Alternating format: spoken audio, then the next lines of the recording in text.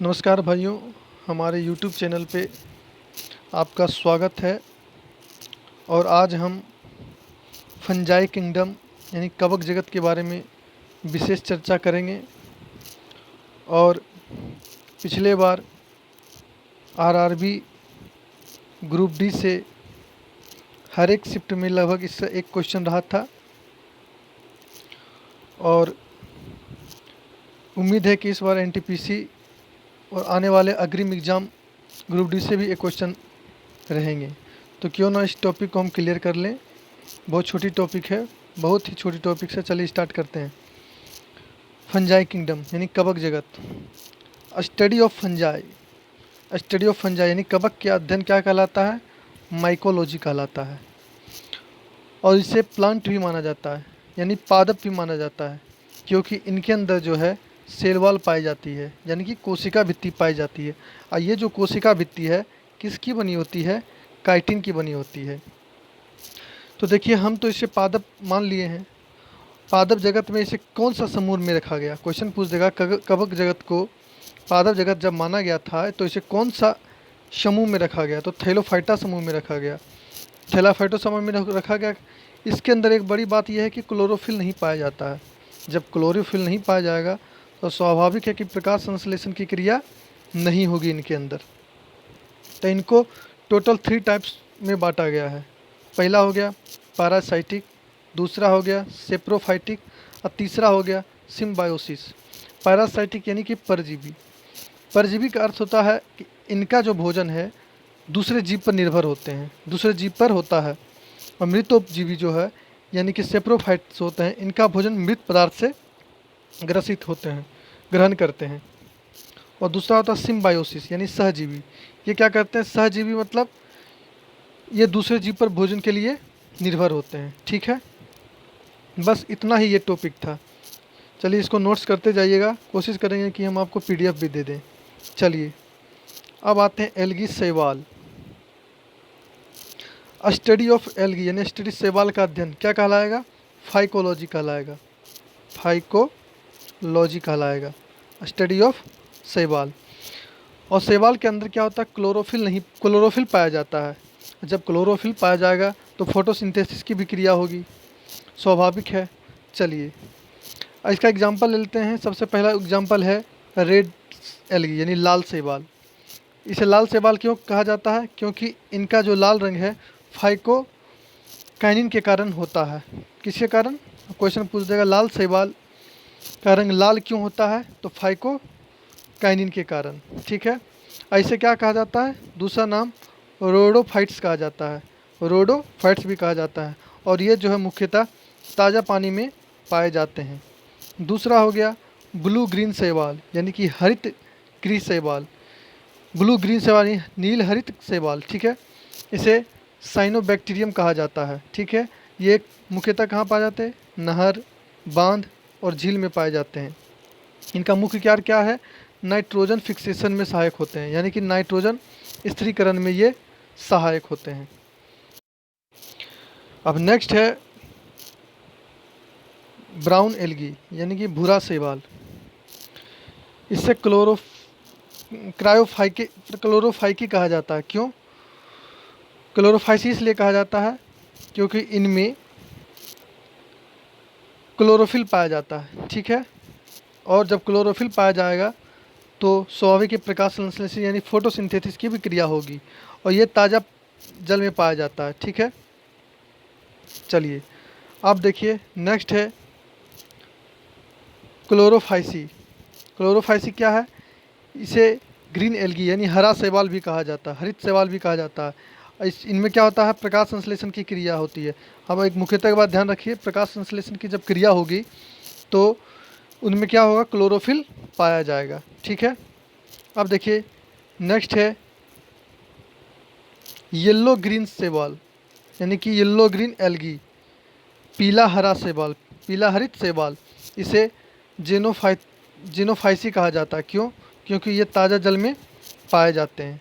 ठीक है, चलिए अब नेक्स्ट टॉपिक करते हैं बैक्टीरिया। बैक्टीरिया क्या है?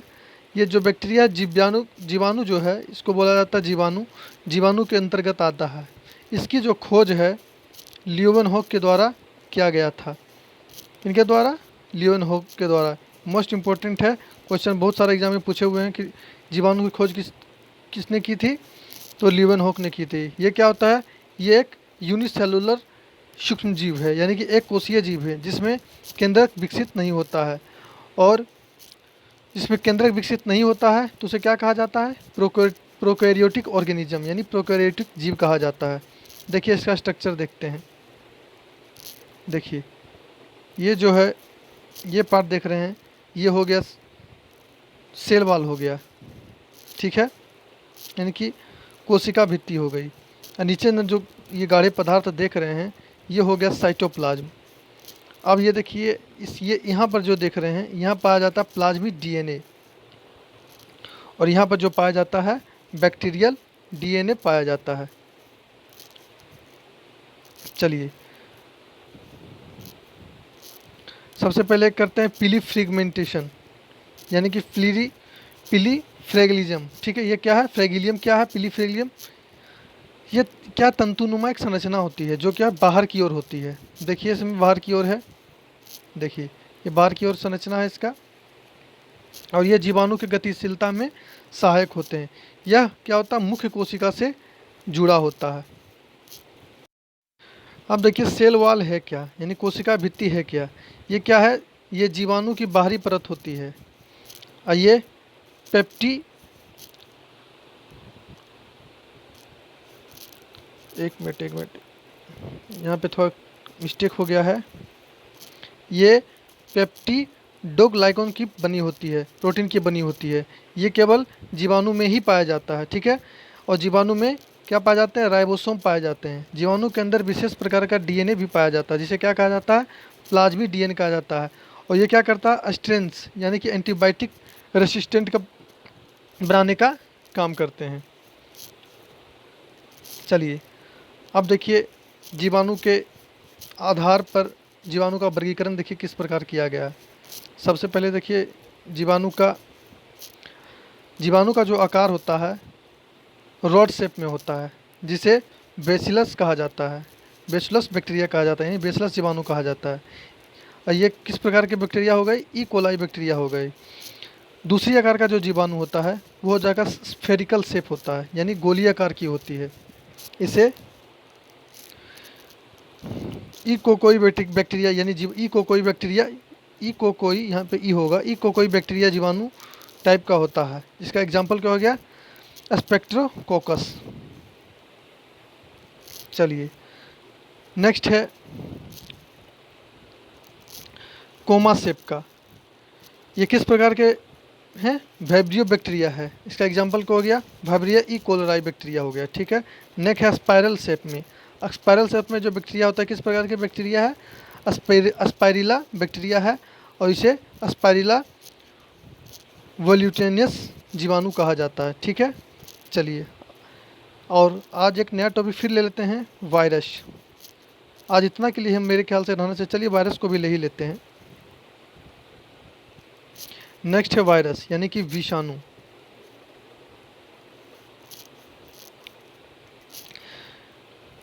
यह लैटिन भाषा की क्या है, शब्द है विषाणु, जिसका अर्थ होता है पॉइजन, यानी कि जहर। स्टडी ऑफ वायरस क्या कहलाता है, वायरोलॉजी कहा जाता है। इसकी खोज किन्होंने की थी, इवानोविस्की ने की थी, किस पर, तंबाकू के मोजेक रोग पर, ठीक है, रिसर्च करते के समय। अब देखिए विषाणु क्या है, यह क्या है, अकोशिकीय जीव है, वो कोशिकीय जीव है। देखिए विषाणु जो मृत स्थिति में क्या है, विषाणु जो मृत स्थिति में जीवों से क्या होता है, दूर होता है। जब जीवों के संपर्क में आने पर यह क्या होता है, सजीव या जीवित अवस्था में आ जाता है। देखिए विषाणु में क्या होता है, सेल वॉल भी नहीं पाई जाती है। प्रोटीन की, इसके ऊपर जो प्रोटीन की एक सुरक्षात्मक कवच बनी होती है, जिसे कैप्सिड के नाम से जाना जाता है। और कैप्सिड की क्या क्या काम है, डीएनए आरएनए की कोटिंग करना। अब ये क्या होता है, कैप्सिड शरीर में प्रवेश करने पर कोशिका की वृद्धि को, कोशिका को वृद्धा क्या होता है, वृद्धि करना शुरू कर देता है। चलिए आज के लिए बस इतना ही दोस्तों। चलिए नेक्स्ट हम आप लोग के लिए एक नया टॉपिक लेके आएंगे। नया टॉपिक ये रहेगा कि